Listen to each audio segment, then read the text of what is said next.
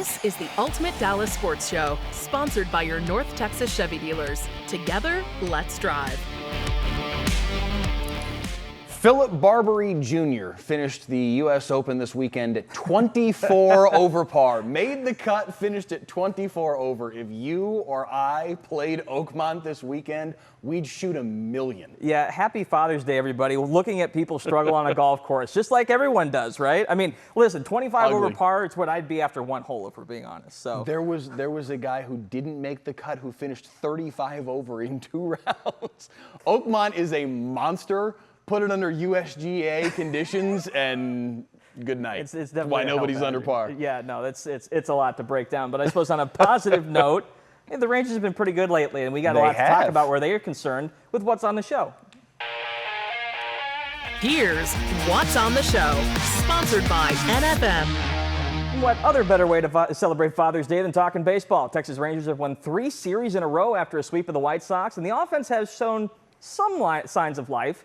We'll break down the surging Rangers, take a look at some options they have with the trade deadline coming up in about a month and a half. Plus, it's the return of no fence riding, and we're talking about rule changes that I want to see in Major League Baseball. Not like there haven't been enough. Mike, that's what's on the show. Now, who's on the show? On the show today, 2 of our friends from the All-City DLLS crew, John Rhadigan, Jeff Wilson. Gentlemen, we appreciate you being with us as always. I believe first time for both of you tonight.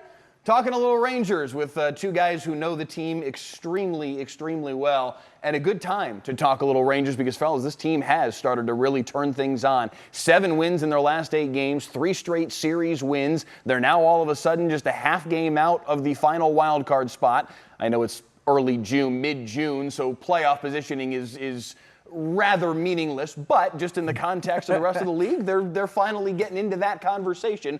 What do you guys make of what we have seen from this team of late, and how real is it given some of the competition of late? Jeff, I'll start with you. What do you think about what they've done recently? Well, I think they started playing really well against St. Louis. They had that game against Toronto where Josh Smith got the leadoff single, and then they went 0 for 27. That was like the offensive low. They came out the next night and scored some runs, got shut down, then scored some more runs. So they had a good winning series there. They went to Tampa, disastrous series, really, mental mistakes all over the place. But then they won 2 straight road series, and that's pretty important. I know it's the Nationals. They aren't great, but they're not awful this year. The Twins are a good club. And so then you come home and you get the White Sox. And these games weren't pretty, but a win's a win. And 3 wins in a row, this team is 100% going to take them. I do think the offense has turned a little bit of a corner. We see it with Simeon. You see it with Evan Carter.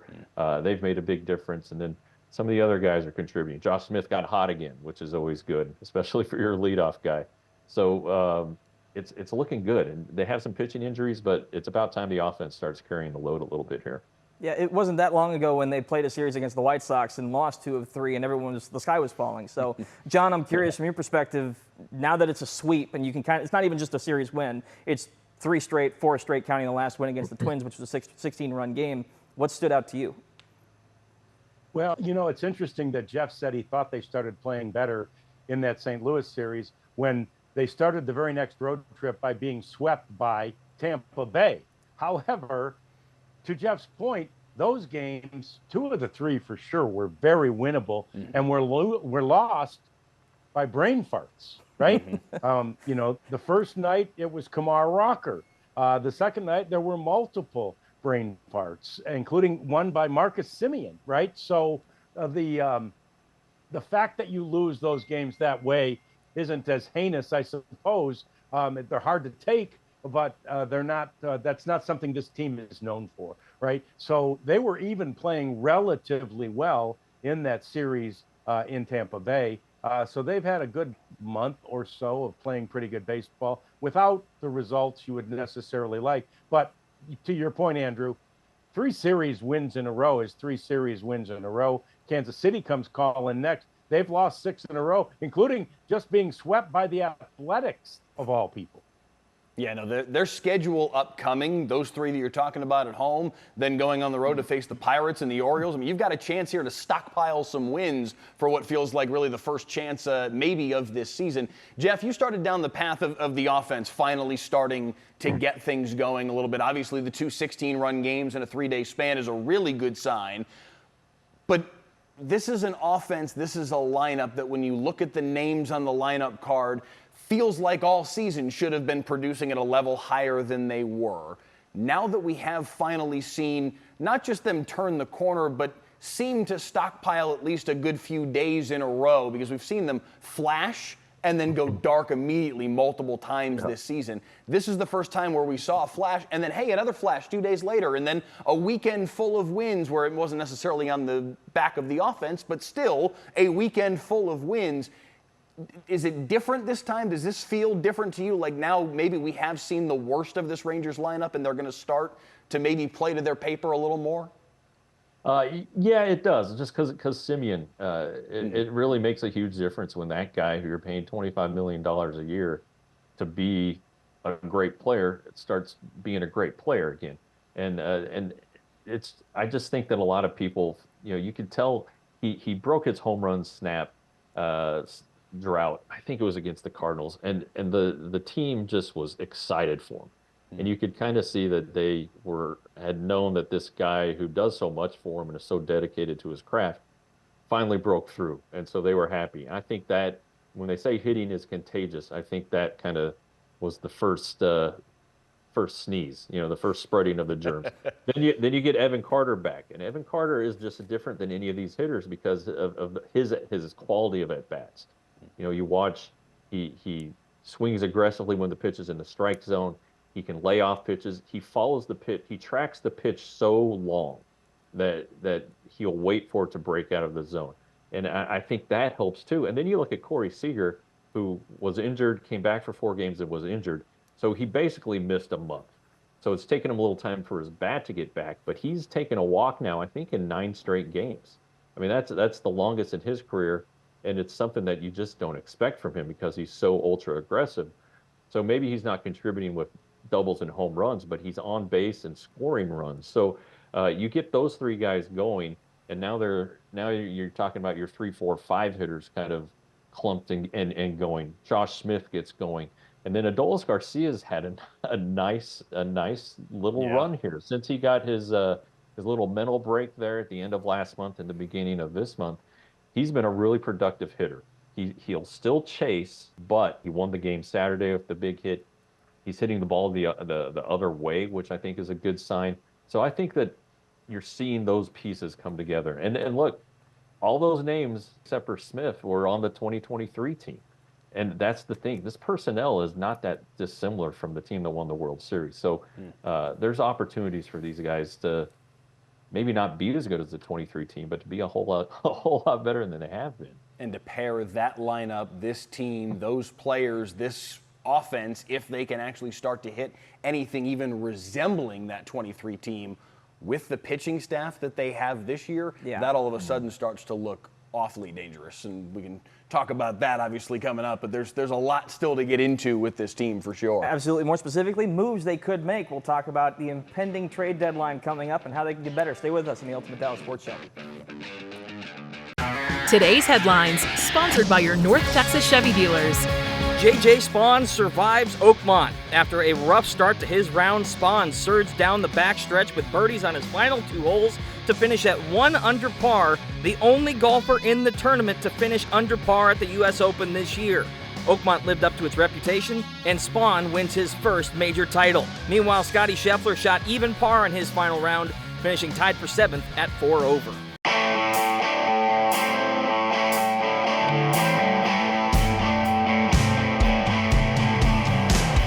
The first block, we talked a lot of offense. I want to talk about the pitching staff, more specifically injury to Tyler Malley. They've had the bullpen kind of pick up the slack in recent games. John, I'm curious from your perspective, what has stuck out to you most on the pitching staff, aside from their traditional excellence, but more specifically how Bochy has handled these last couple games here? Yeah, these last couple of games have been brilliant on the part of Bruce Bochy because that bullpen was on absolute fumes today in particular. And they did a great job getting through that and holding on to the 2-1 win. As far as the big picture goes of the pitching staff, 2 big surprises, really. We're not surprised by Jacob deGrom. We're not surprised by Nathan Eovaldi. Not even really by the success of Tyler Malley, although maybe a little bit. But the big ones are Patrick Corbin and Jack Leiter. who's pitched so well. Jack Leiter was going to be in the bullpen to start this season were it not for injuries to Gray and to Bradford. So he gets pushed into the starting rotation, and he's doing a great job, as is Patrick Corbin, who Jeff always liked. I heard Randy Galloway say on the radio the other day with our friend Stretch Smith, who does our football shows in the fall here on Sports Special. Randy Galloway said this might be the best Rangers pitching staff they've ever had. I'm curious how that hits the two of you and whether that's too far or if this pitching, at least from a starting perspective, the starting pitching staff, if that's a bridge too far in your opinion. It certainly made me kind of go, wow. I mean, I know they're playing well, but that's a big statement. Well, Randy's seen them all. I mean, he started covering the team in '72, and those teams were awful. The '74 team was good, and had Ferguson, Jenkins, and should have won the Cy Young that year. The '83 team had a really good rotation. And the 2011 team was so durable. Maybe not any great pitchers. They had a bunch of all-stars with C.J. Wilson and Alexi Ogando, I think, was an all-star that year. But this one has the star power. And the thing that this team does, this rotation does, is it really doesn't beat themselves. You don't see them walking the bases loaded and giving up a home run. Jack Leiter gave up a 3-run homer the other day, and it was messy. It was a walk and a hit and a 3-run homer, and you haven't seen them beating themselves. And so DeGrom doesn't walk anybody, Eovaldi doesn't walk anybody, and then Corbin is smart enough to and even Malley, they have the moxie to get around a lineup. So it's refreshing to see guys attacking hitters. They're not scared of anybody. So I think that's the biggest difference. And I think at this point in the season, Randy's not wrong. The rotation ERA historically is the best it's been through 70 games. It was the best it's been through like 45 games. It just has been consistent all year. So he's onto something there. They've never had a pitcher like DeGrom. No offense to Nolan Ryan. They've never had a guy who has the chance every night to go out there and just completely shut down a lineup, strike a bunch of guys out, not walk anybody, not give up any hard contact ever. That's what Jacob DeGrom can do every start, and he's going to be an interesting Hall of Fame case. I keep saying that. If this season and the next 2 seasons and maybe 1 or 2 after that are really, really good, he's going to be a one-of-a-kind Hall of Fame candidate. And to make Randy's point real quick, this will be quick, but there's 3 guys who could be in the conversation for the Cy Young. The Rangers have never had a Cy Young Award winner. And ironically, at the beginning, the first 2 months of the season, Jacob DeGrom's name wasn't one on the list. It was Nathan Eovaldi and Tyler Malley. And of course, DeGrom will probably insert himself into that conversation because he's DeGrom. Well, I tell you what, there's a lot to like on the pitching staff. I know there's still a lot of talk on the DH side of things. So I'm curious from your perspective, guys, and I'll start with John on this one. What do they need to do to get better here toward the trade deadline? Well, they certainly could use a bat, but there's no place to put one unless they trade one of their other position players, which is unlikely and would mostly be ridiculous. So where they're going to get better, where they need to get better, where Chris Young has even alluded to they will get better if they're still in the hunt, is in the bullpen, right? They need to get better in the bullpen. It's just it's been better than we thought it would be, but every team in baseball could say, yeah, we need to get better in the bullpen, and then the Rangers definitely do. Jeff, your thoughts? Yeah, 100% agree. You saw the last 3 wins. It's Robert Garcia. I don't know that he's a closer yet. Luke Jackson. I don't think he's a closer. Let's say this team is good and is going to be in the playoffs. Who do you want to close the games? Probably none of those guys. Now, it's not a perfect world, but you need to go. You need to have a guy that can go in there when it's maybe you're in a cold weather city and go in there throwing in the upper 90s and make the batters hurt to hit the ball. Just sting their hands, just overpower guys, and they don't have that. And for all of Jose Leclerc's flaws, the guy could throw hard. Okay, Neftali Feliz could throw hard. And you look at teams that win the World Series traditionally, they have guys that can just absolutely come in and shut a game down.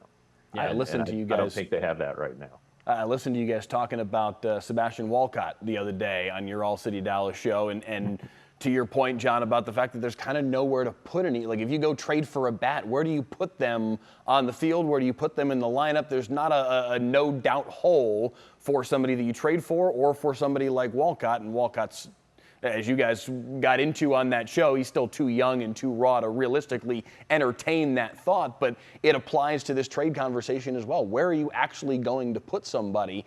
But yeah, if they can go get somebody in the bullpen and at least shore up that piece of it, that might make that small difference in what's going to be a very crowded conversation both in the West and in the AL wildcard. I'll also say this, you guys looking for a closer. One Patrick Corbin has come in late in a Game 7 against the Astros previously and delivered in those moments. So you've already got one of those guys on the roster, and don't feel bad about giving him the ball in that situation. Yeah. Go Nationals. All right, Sure. when we come back, no fence riding. Stay with us on the Ultimate Dallas Sports Show.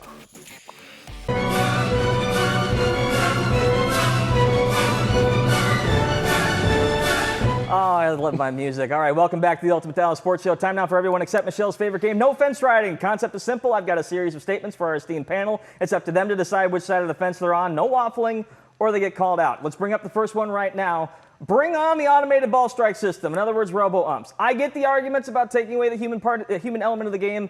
I've just seen too many examples lately of umps getting in their feelings because of calls they just flat out missed and tossing players when there's no profanity, because they have the gall to say it was a bad call and single out them specifically. John, I'm curious, lead us off here. Are you for or against bringing this long-awaited thing into baseball? 100% for it. I think it's a fantastic idea. It has worked at the minor league level. It actually worked in spring training. Most of the players were in favor of how it worked in spring training. It wasn't at every game in spring training, but at the parks that were equipped to allow for it, and it worked fairly well. I always say, too, to your point, Andrew, we don't pay our hard-earned money to come and watch you ump. Thank you. We pay it to watch the other guys play. Let them play. Jeff, your thought? I enjoyed today's argument between Will Venable and Marvin Hudson. That was a good one. They were both giving it back and forth.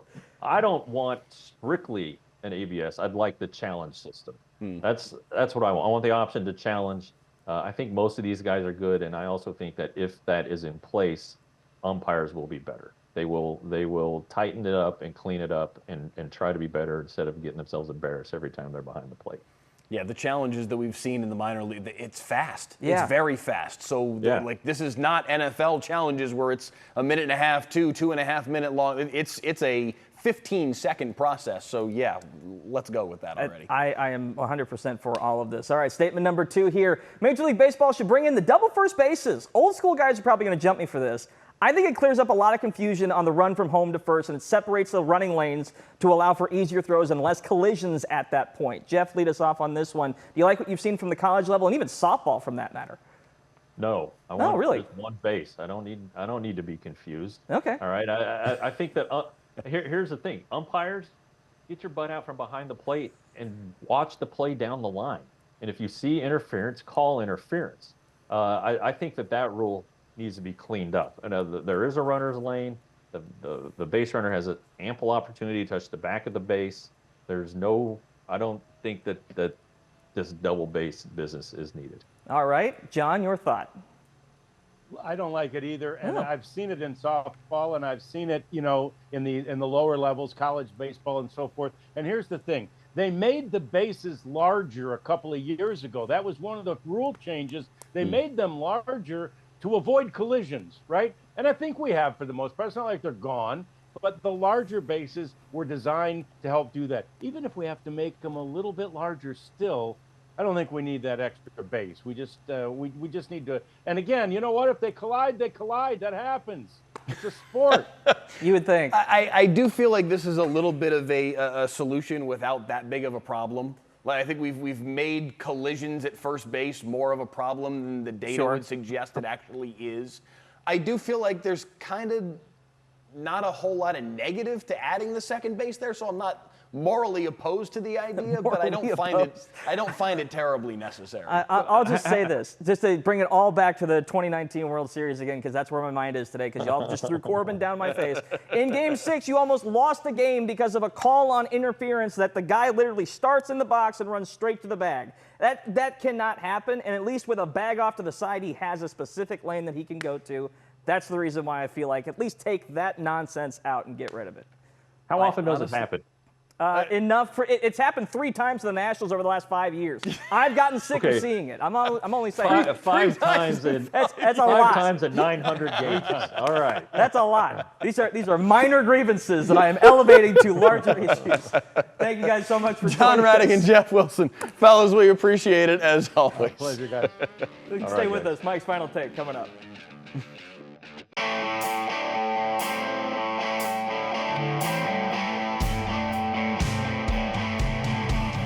If I had a nickel for every former National that has pitched for the Rangers and given them quality starts, I'd have 2 nickels in the last couple of years, which isn't a lot, but it is interesting that it's happened twice with Scherzer and now Corbin.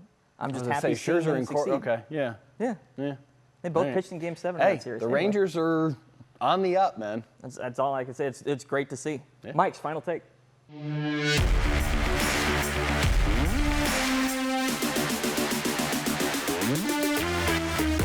Got to give a shout out to J.J. Spaun for winning the U.S. Open today against ridiculous conditions, both from a weather perspective and from a USGA layout perspective. Oakmont is hard enough as it is. The fact that Spaun was able to battle back from bogeying 5 of his first 6 holes to still finish under par for the tournament at 1 under and win the tournament by 2 strokes. Incredible, incredible work. And above all else, just the ability, Andrew, to fight through that start to his day and still win the tournament. Incredible. I thought for a second if Scheffler could stay at +3, the rest of the field would come to him, man. Everybody was backtracking. It was Then crazy. Spaun put the brakes on all that, and big win. I can't wait to see guys get under par again, though. Can we go back to like normal golf, please? He doesn't like the slog. Not a fan. Thanks for watching, everybody. This has been the Ultimate Dallas Sports Show, sponsored by your North Texas Chevy dealers. Together, let's drive.